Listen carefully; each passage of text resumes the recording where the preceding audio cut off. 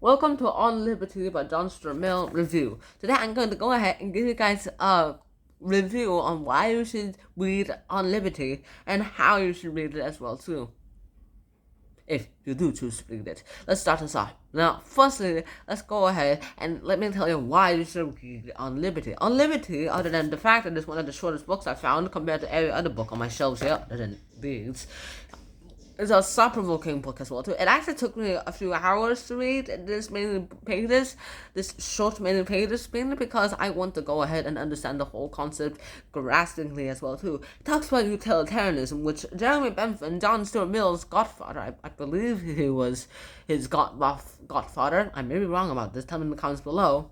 Founded.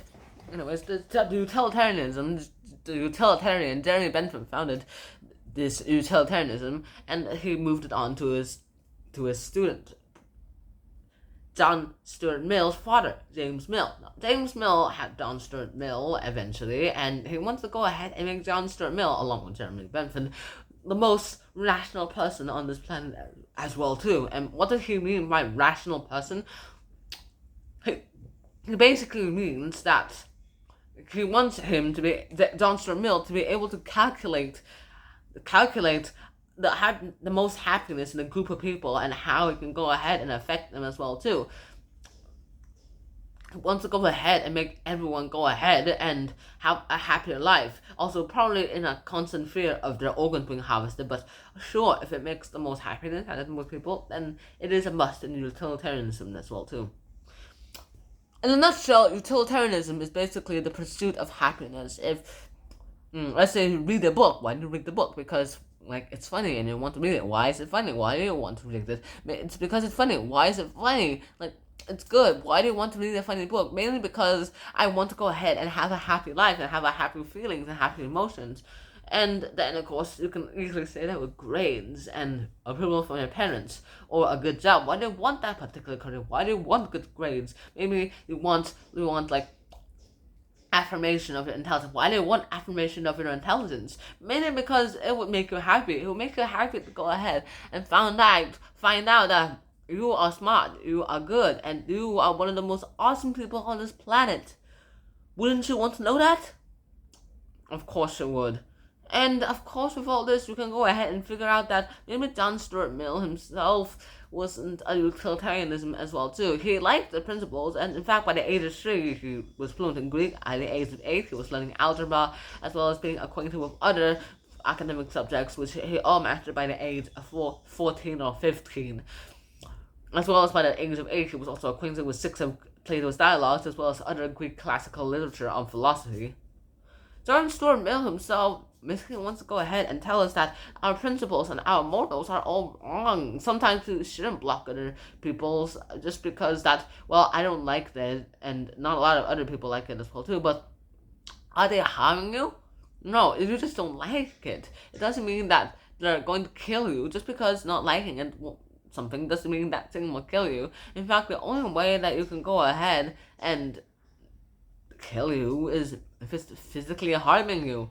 If, say, someone wants to go ahead and want to live the murderer's life or the thief's life, the robber's life, then you should probably stop that robber or the thief, because that thief or robber is going to harm people both financially and probably physically, as well as probably mentally if he is a psychopath as well too.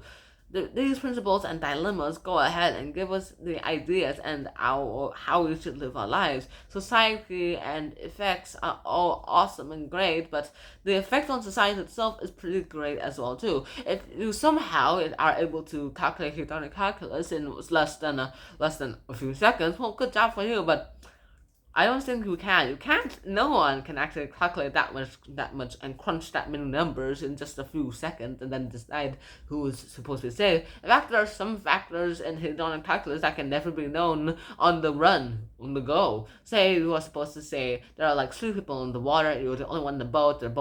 All the other 3 people can't swim. 2 of them are together on the left side. 1 of them is on the right side. According to utilitarianism, on splats, you can go ahead and you have to go ahead and save the 2 people. But let's say that you didn't notice, but the other person knows the cure to cancer. Then if you know that, well, you would save to one person, but you don't know that, so you save to two people, and millions of lives are killed in the process. Now, that would technically be your fault, but you wouldn't know it, so you wouldn't blame yourself. But then again, maybe it is kind of your fault as well, too. You don't know everything, and so you can't use head-on and calculus on the go as well, too. You can't expect to get answers to 100 questions in 1 minute. You can go ahead and try, but you can't. I'm sorry, but it's physically and humanly impossible. We have our limitations, and unfortunately, that is where machines are above us. But then again, machines don't really feel feelings, at least not yet. So, we're still a bit more dominant. Principles and dilemmas, societies and effects, all these societies and all these effects, all these principles and dilemmas, we just leave people alone and let them live their lives the way they want to be, as long as we don't go ahead and kill anyone in the process. As long as we go ahead and not do any harm to anyone, we can go ahead and live our lives. Now, how should you read on liberty? Now, how you should read it is with an open mind, probably grab a pen and a highlighter. Every time there's a concept, go ahead and highlight it. And if you don't know any of the concepts, and if you don't realize that there is a concept on this page, but you didn't realize, well then screw highlighting and just read the whole book, and then read it again. But this time, you can go ahead and read it with an open mind. Think of it as like a way you can go ahead and reread something. Say it's like a Netflix episode, but instead of Netflix episode, you have a little book. You watch the episode, and then you skim it, you basically know the plot, you watch it again afterwards, but this time you go ahead and analyze each of the key scenes, so that you might find some mysterious little Easter eggs inside the episode as well too. Dunso Mills Unlimited isn't full of Easter eggs, but it is full of how we can go ahead and live our lives. Unlike Walden, which goes ahead and gives off references to Greek literature and a bunch of other 19th century novels, On Liberty gives us the idea of utilitarianism in a less formal way as well too. Unlike his father, James Mill, and his godfather, Jeremy Bentham, who wanted utilitarianism to be the most rational as possible, John Stuart Mill wanted to go ahead and also add a little emotional side towards it as well too.